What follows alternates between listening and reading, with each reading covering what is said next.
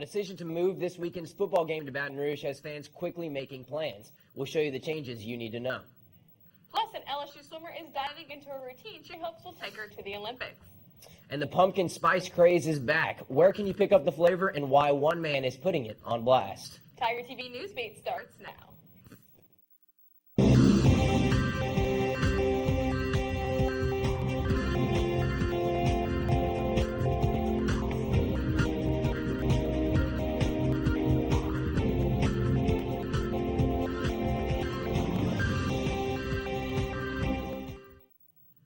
Good evening and welcome to Newsbeat. I'm Larissa Bonaquisti. And I'm Michael Edmondson. Thank you for joining us. Well, it looks like Tigers are getting an unexpected Saturday afternoon in Death Valley. The LSU South Carolina game has officially been moved to Tiger Stadium. Tiger TV Sports Director Johnny Lombardi joins us now to explain the changes to the game plan. That's right. For the first time ever, LSU will be the away team in Tiger Stadium because of infrastructure concerns following destructive floodwaters raging through the Columbia area. The University of South Carolina decided the best course of action was to move Saturday's game to Baton Rouge. Because of this change, the Tigers won't face another team on the road until November 7th in Tuscaloosa against Alabama. LSU Athletic Director Joe Oliva says LSU fans have to keep in mind that technically this will still be considered a home game for South Carolina. We will treat South Carolina as the home team for the most part. We'll be playing their music. We'll play some of their fight songs. We'll play their alma mater. Student tickets were being sold for $5, but the deadline to buy student tickets online just ended right now at 5 o'clock this evening. However, general admission tickets go on sale tonight at 6, so there's still a chance to grab your seat. Oliva says that all the revenue from this game will go to South Carolina, and even though he says LSU doesn't expect to make much money, the Red Cross will be on hand to collect donations for flood victims. Also, because of the limited supply of concessions and expected high temperatures, fans will be allowed to bring one bottle into the stadium to stay hydrated. And when it comes to parking, your parking permit for the Western Kentucky game will act as your permit for this game. Fans are also asked to keep that same pass for the Western Kentucky game on October 24th. These changes will affect Tiger fans coming to campus for the unexpected home game, but Coach Les Miles says for the team, they're prepared to play no matter where they are. Well, really, as soon as you walk inside those white lines, it's 100 yards, and it always is. And the advantage is to the team that's prepared and ready to play, and it comes out of the tunnel. Kickoff is set for 2:30, and the game will air on ESPN. I'll be back later in the show with more sports, but for now, back over to Michael at the desk. Thanks, Johnny. Fans aren't the only ones with a change of plans for Saturday. The Golden Band from Tigerland is preparing to host South Carolina, learning their alma mater and other cheers. But as Tiger TV reporter Jackie Massey shows us, the band says lifting the spirits of USC is music to their ears. The sounds of instruments ring inside the band hall as these musicians practice South Carolina's alma mater for the first time. We're passing out the music today, and hopefully we will sound as good as the South Carolina band when we play it. Band director Roy King says the Golden Band will perform this in South Carolina's fight song at the game to honor the band and to pay respects to the city's struggle with flooding. They were very appreciative, and I'm sure they would do the same thing for us if the tables were turned. The game's relocation to Baton Rouge is a surprise to the 200 band members who did not plan on performing this weekend. But Tiger Band members like Joe say it's worth it. And I definitely feel for all the people on the East Coast and in South Carolina. Being from Louisiana, I can relate. So I'm sympathetic and empathetic to them. On Saturday, Tiger Band will show up to Death Valley and think of the friends, family, and band members in South Carolina.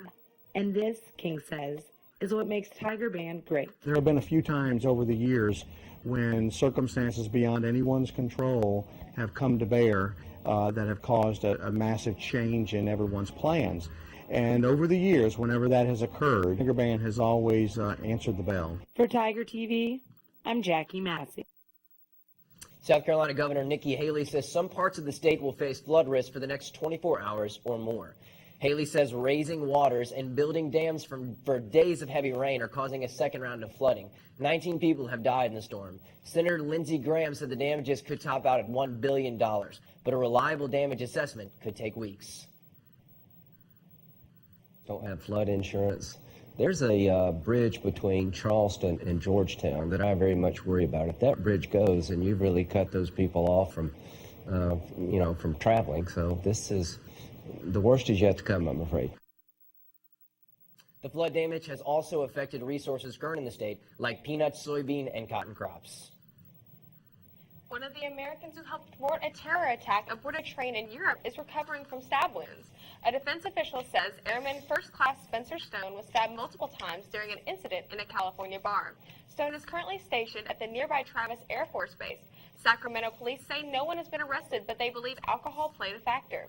Stone and 2 other Americans stopped and tackled 2 gunmen who opened fire on a high-speed train in France this past August. During that incident, Stone was stabbed with a box cutter, almost severing his thumb.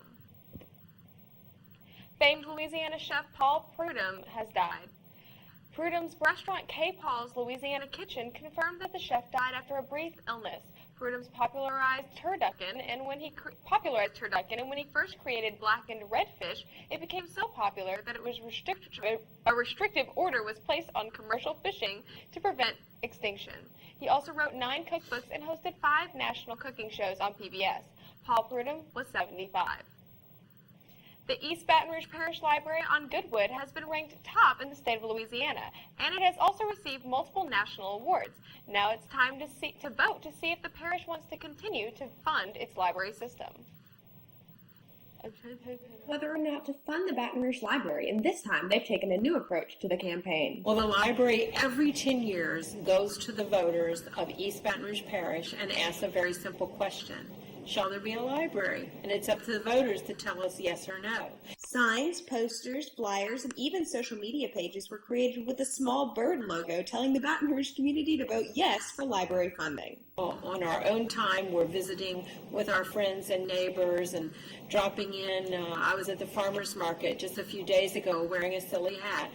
The Baton Rouge Library on Goodwood opened in 2014 and has taken a step forward to match the needs of newer generations through study rooms, multiple computers, and even a reading terrace. It was really beautiful. It was huge, and it was just a great space to get away from the hecticness of campus and Middleton during midterms. It's crazy, and so it's just a place to get away and kind of relax. The library is a place many students come to study, relax, and even read books. And contrary to popular belief, books are not dead. I think it definitely should get refunded. They have free programs, free speeches that they do, and if you really just embrace the opportunities they give you, it's really amazing. The voting will take place on October 24th, and staff at the library say it doesn't matter whether you want to fund or defund the library, just go make sure and you vote. Well, when we come back, we'll show you a student who hopes she can swim her way to Brazil for the Olympics. Stay tuned. Welcome back. There are several students on LSU's campus hoping to make it to the Olympics in Brazil in 2016. Tiger TV reporter Cameron Stelly has more on one hopeful swimming athlete. The LSU swimming season is in full swing, and the athletes are preparing for upcoming NCAA and SEC meets. However, for one athlete, there's even bigger goals to focus on. Junior Kara Kopicho is focused on the Olympic trials in Omaha at the end of the season. And I worry about beating people and going certain times, and I forget how to swim a smart race. And when I swim a smart race, I'll beat people and I'll go certain times. So that's my main focus this year, is to just enjoy swimming because it's such a big part of my life. Head coach David Geyer says he was enthusiastic about her coming into LSU. She's really talented. For our program, she was one of the top recruits to come out of Louisiana in a long time. So her coming in her freshman year, we had that expectation for her performing at a high level. For her first 2 years, she's shown that progression that we've been looking for. Qualified for NCAAs her freshman year, scored at NCAAs her sophomore year. So heading in her junior year, we want bigger and better things from her. After a tough first experience in the trials her junior year of high school, she feels prepared for this year's trials. So now, having been through SECs a couple times, NCAAs a couple times, and trials, having all that under my belt is a lot more reassuring that I'll be able to handle the intensity that trials is mentally and physically and all that. Coach David Geyer says there were some things that he was helping her improve on. However, over the past 2 seasons, she has really progressed. Gaining that confidence in the big meet environment, and that's something that we've been working on, obviously at SECs, NCAAs, but also in the summer with national championships, just performing under that pressure environment, under the big spotlight, and how to handle that a little bit better. For now, Kara continues to prepare as she awaits the trials in June. For Tiger TV, I'm Cameron Stelly. When we come back, wake up! Hear why some students need help keeping their eyes open in class. Right after the break. It's a problem many students face, being tired throughout the day no matter how many hours of sleep they get. Tiger TV reporter Max Merchant shows us how to defeat that urge to hit the snooze each morning. Sleeping. We all want it, but we can never get enough. Sleep deprivation is common on college campuses, and its effects can be painful. Or what happened to me is I once went like a day and a half without sleeping, and that messed me up for a pretty long time. Ben isn't the only one who suffers from a lack of sleep. A study done by the Journal of Adolescent Health found that 68% of college students don't get the necessary 8 hours of sleep. This leaves students feeling groggy in the morning and usually asleep in class. But who's at fault for the tired mornings and, well, the naps in class? Well, technology may be the problem. Those iPhones and laptops can cause some major problems for your sleeping habits. Yeah, I think it can be very stimulating because now they say if you talk to sleep experts and you look at sleep studies, they want you, when you go to bed, there shouldn't be a TV in your room, you shouldn't work on your laptop in your bed, you shouldn't be on your phone in your bed. In the short term, these distractions stop you from falling asleep, but the long-term effects are much worse. These distractions keep us awake, can weaken our immune system, make us slower, and even cause insomnia. Of course, despite these consequences, some students are choosing not to sleep. I don't think it's even difficult for me to fall asleep necessarily. I'm just surrounded by so many distractions that sometimes I just don't want to go to sleep. And so I only end up with like 5 hours sometimes, which is bad. I need to work on that. It seems the best way to fall asleep is to literally power down. With Tiger TV, I'm Max Merchant. Well, since fall is here, I know one great way to stay awake.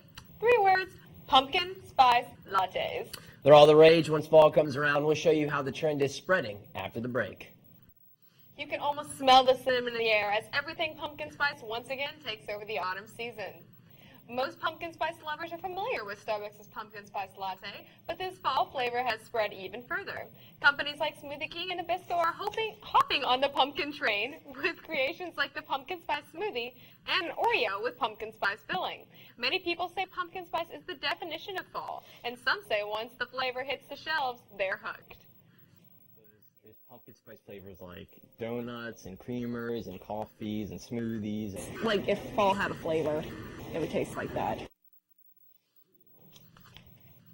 On the other hand, some seem to agree the flavor trend is getting out of hand. A farmer in Washington might agree so much he's shooting the giant gourds almost a mile through the air. CNN's Eugene Buenaventura shows off the pumpkin cannon. John Thompson is a farmer with the heart of an artist. I've always maintained that Natchez should be the town that Norman Rockwell would love to have painted. For well over 20 years, Thompson has taken the refuse from his farm and turned them into works of art. I don't buy very much. Most of the stuff just comes right off the farm. It's recycled. Arts ranging from watermills to makeshift swings, and his biggest attraction, his pumpkin cannons. Powered by pressurized air, these weapons of agricultural destruction have the power to launch jack-o'-lanterns nearly a mile away. It's an attraction that brings in hundreds, if not thousands of eager eyes every October. This is part of my pride and joy. It's very unique. There's only one of those in the world. All of the contraptions were built from scratch. Normally, you'd find them on the internet for thousands of dollars. Thompson says he brought most of them to life for mere hundreds. Every year, you'll find something new on Thompson's farm. Walnut guns, water pump racetracks, you name it. It's a hobby he's not hesitant to share with the community, and one that makes a visit unforgettable. Well, that's what we're trying to do here. We want to create an experience. And that was pretty crazy. Yeah, that was awesome. But now I certainly know what I'm doing instead of carving pumpkins this year. Michael, let's leave the pumpkin shooting to the professionals. All right. When we come back, Johnny Lombardi joins us again to give us a look ahead at Thursday's matchup against South Carolina. Hello, everyone. Johnny Lombardi here. Welcome to sports. Reminder, game is Saturday, not Thursday. Sorry for that quick slip-up. But many fans were getting ready for a relaxing off weekend from LSU football in Baton Rouge. Some were preparing for the long drive to Columbia, South Carolina for the game, but all those plans were axed Wednesday when it was announced that the LSU-South Carolina game would be moved to Baton Rouge due to severe flooding in South Carolina. Our thoughts, prayers, and donations go to all of the folks affected, and we all welcome you to Louisiana this weekend with open arms. This is the first SEC game that has had to be moved since 2005. That game featured LSU as the Tigers were forced to play their game versus Arizona State in Tempe following Hurricane Katrina. And in another surprise to Tiger fans, LSU will be forced to wear their purple jerseys at home for an SEC game for the first time since 1994. The Gamecocks are already planning to wear all-white uniforms for the game in Columbia and decided to stay the same even in Baton Rouge, where LSU traditionally wears white at home. But since it is technically a Carolina home game, the Tigers will have to wear purple this Saturday in Tiger Stadium. But finally, to the players on the field, coming off last week's 44-22 win over Eastern Michigan, LSU star sophomore running back Leonard Fournette and his Tigers plan to continue their march through the SEC Saturday with a road game in Tiger Stadium. Last week, the receivers were a point of frustration with many fans for the dropped passes that did not help quarterback Brandon Harris. Sophomore Malachi Dupree was asked how he would grade last week's rough performance. Say rate it? Yeah. F minus. But it's one of those things, like I was just telling other guys that, it's one of those things that you want to just flush down the toilet. It's one of those days, whoever would have thought in one game, Traven and I would have both had bad drops like that we had. So it's one of those things that you want to just flush down the toilet.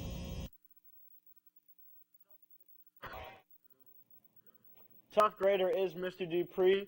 And in the running game, Leonard Fournette comes into Week 6 with 864 rushing yards, 11 touchdowns on 99 carries. Brandon Harris looks to keep developing the passing attack to complement Fournette and the running game. And even with the change of venue, fans can expect the same Tiger team and style they see every week. On the other sideline, the 2-3 Gamecocks come into the contest 5th in the SEC East. South Carolina quarterback Lorenzo Nunez, who has thrown for 374 yards and 3 touchdowns this season after starter Connor Mitch went down with an injury, is dealing with a shoulder injury of his own. So junior Perry Orth right there will get the start against LSU. The Gamecocks' best player is wide receiver Pharaoh Cooper, who has 26 receptions for 322 yards and 2 touchdowns to start the 2015 season. With the switch of venue, the Tigers went from 2 touchdown favorites in Vegas to around over 20-point favorites over South Carolina. Kickoff in Death Valley is set for 2:30 p.m. Saturday on ESPN. Let's take a quick look here at some other games going on across the country this Saturday. Number 7, LSU at South Carolina with the asterisk since the game's being played in Death Valley. 2:30 kick on ESPN. A top 20 matchup in the Big Ten. Number 13, Northwestern at number 18, Michigan in the Big House. That's a 2:30 kick on the Big Ten Network. Number 19, Georgia, coming off last week's loss to Alabama, travels to Rocky Top to take on Tennessee. That's a 2:30 kick as well on CBS. And number 11, Florida, LSU's foes next week, travel to Columbia, Missouri for a 6:30 kick on the SEC Network. We'll be right back with a man who's a big hit at the Pumpkin Patch. Don't go anywhere. Now, before we go, take a look at this record-breaking pumpkin that weighs almost 2,000 pounds. That's not only the largest pumpkin ever grown in Oregon, but it's also the 4th largest one in the world. Well, that's our show for today. From all of us here at Newsbeat, thanks for joining us. Have a good evening, Tigers.